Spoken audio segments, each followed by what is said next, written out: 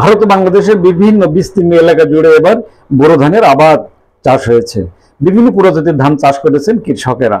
এবার কৃষকেরা ধান চাষে যেন বাম্পার ফলন পড়েছে। দেশ বিদেশের সব খবর জানতে, দেখতে, শুনতে, শিক্ষা, স্বাস্থ্য, যোগাযোগ, ভ্রমণ, বাণিজ্য ও বিনোদন সহ বিভিন্ন বিষয়ে সবার আগে সব প্রতিবেদনটি দেখুন ভয়েস অফ কলকাতায়। সোনালী ফসল ঘরে তোলার আশায় বুক বেঁধে আছেন চাষি এবং বিভিন্ন শ্রেণীর পেশার মানুষেরা।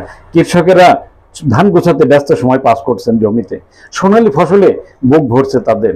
ধান কাটা বান্দা ঝাড়ায় সময় কাটাচ্ছেন তারা। ধান করেছি 2 বিঘে, আমি বিঘে প্রতি 30 মণ করে ধান পাইছি। আলহামদুলিল্লাহ, আমি খুবই খুশি।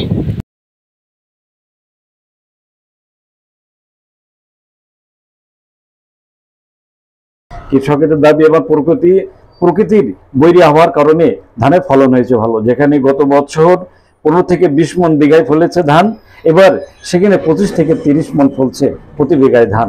ধানের দামও তারা পাচ্ছে ভালো।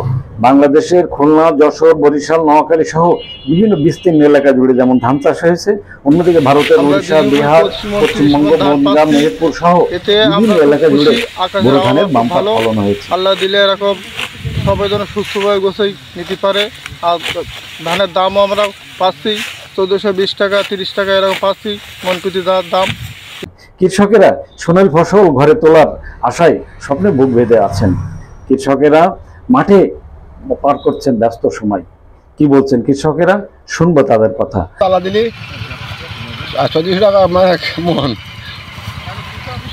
এই আমাদের আল্লাহকে ভালো রেখেছে আল্লাহ। তবে কৃষি কর্মকর্তা সহ কৃষকদের দাবি, সরকারি সহযোগিতা পেলে আগামীতে ধান চাষে আগ্রহ বাড়বে এবং দেশের খাদ্য চাহিদা মিটিয়ে বিদেশেও রপ্তানি করা সম্ভব হবে বলেও আশায় বুক পাচ্ছেন কৃষকেরা।